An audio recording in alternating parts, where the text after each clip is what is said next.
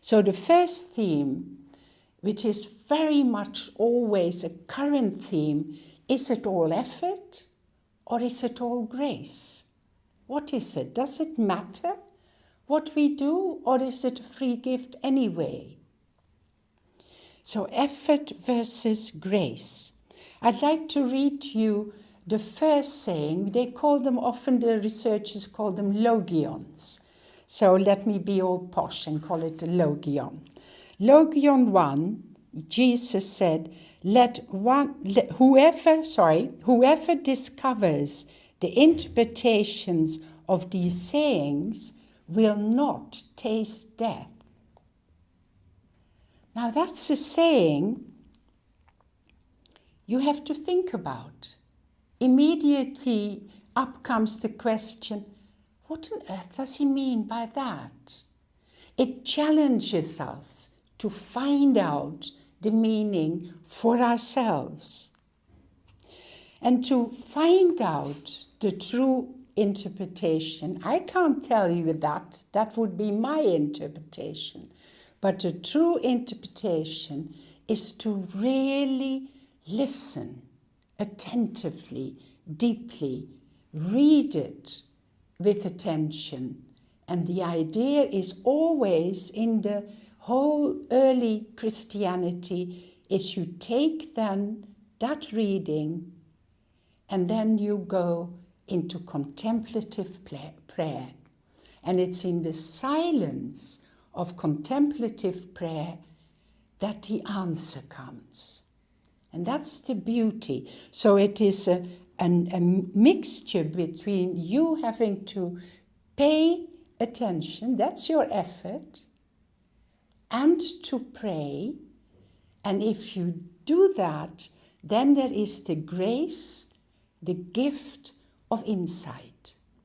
And that insight then helps you to grow spiritually. So it is very much a mixture of the two. Personal responsibility. Listen again. Whoever discovers the interpretation of these sayings will not taste death. That puts the mantle of responsibility very much on our shoulders. Yeah? But then to understand it, we have to let go of our own will, our own thoughts, our own ideas. And we listen. We listen to the still, small voice of calm that gives us the intuitive answer, the answer of the heart, not of the mind. And just as is said with the early Christians, in reading, in listening to Jesus, you are doing that attentively and intuitively. You're actually in the presence of Christ. That was very much the conviction of the early Christians, that this deep, attentive reading and listening would bring you into the divine presence. And there you would know everything. So it is a combination of personal responsibility and the grace inherent in Jesus' presence in our heart and in his teaching. And we can. He tells us this is what you have to do. And then in Logion 70, he tells you can. He said, if you bring forth what is within you, what you have will save you. So there is a very clear promise that it's there. You've just got to be silent enough to discover it. You don't earn it.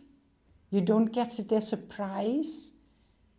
You've just got to be silent enough to realize the answer is within you. And the answer comes from the Spirit of Christ that is within our heart. This emphasis on the divine spark within all of us is a dogma of the early church. Things change, and I won't get into that, otherwise I'll go on to my soapbox. But in the early church, the church fathers were absolutely one in their thought that the spark of the divine is within us.